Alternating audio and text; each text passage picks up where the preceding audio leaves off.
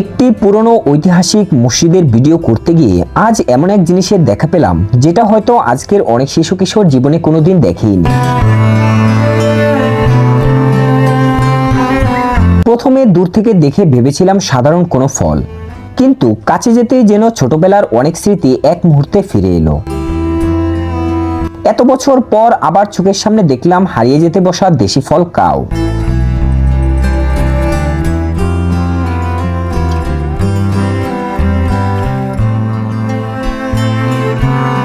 মসজিদের ভিডিও ধারণ শেষ করার পর বাইরে বেরিয়ে দেখি একটি ছোট ছেলে বসে আছে। তার সামনে সাজানো কিছু কাউ ফল আর পাশে একটি কাঁঠাল। কৌতূহল নিয়ে কাছে গেলাম, ছেলেটিকে জিজ্ঞাসা করলাম, এগুলো কোথা থেকে এনেছো? সে বলল, কাছের একটি গাছ থেকে পেড়ে এনেছে, এরপর বাজারে বিক্রি করবে। প্রতিটি কাউ ফলের দাম 5 টাকা।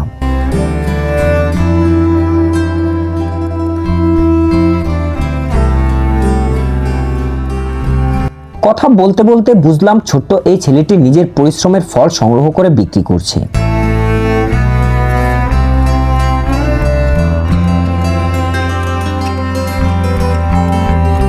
তার মুখের সরলতা আর পরিশ্রম সত্যি আমাকে মুগ্ধ করেছে।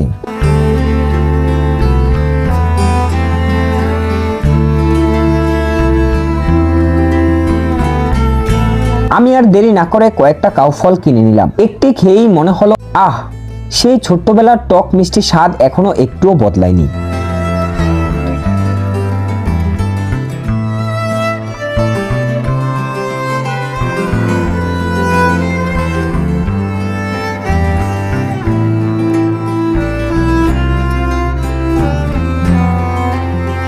তারপর বাসার জন্য কিছু নিয়ে নিলাম। আপনাদের মধ্যে অনেকেই হয়তো এই ফলটি চেনেন, আবার অনেকেই হয়তো আজ প্রথম দেখেছেন। দেশের এক এক অঞ্চলে এই ফল এক এক নামে পরিচিত। কোথাও একে কাউ, কোথাও কেউ, আবার কোথাও কাগলিচু বলা হয়। আমাদের এলাকায় অবশ্যই সবাই এটিকে কাউ নামেই চেনে।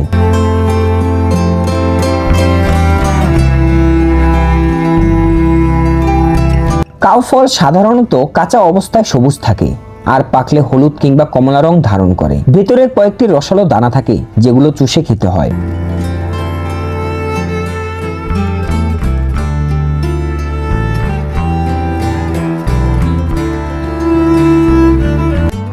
এর স্বাদ টক, তবে সেই টকের মধ্যে আছে দারুণ এক মিষ্টি অনুভূতি, যা একবার খেলে সহজেই ভোলা যায় না।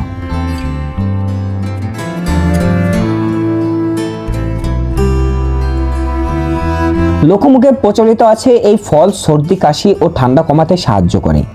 এছাড়াও অরুচি দূর করতেও অনেকেই এই ফল খেয়ে থাকেন।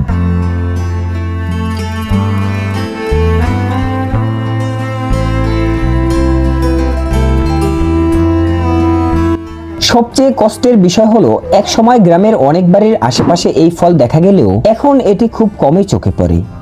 বিদেশি ফলের ভিড়ে আমাদের দেশে অনেক ফল ধীরে ধীরে হারিয়ে যাচ্ছে। নতুন প্রজন্মের অনেকেই হয়তো এই ফলের নামও জানে না। আজ এই ছোট্ট ছেলেটির মাধ্যমে আবার সেই হারিয়ে যাওয়া স্বাদ খুঁজে পেলাম।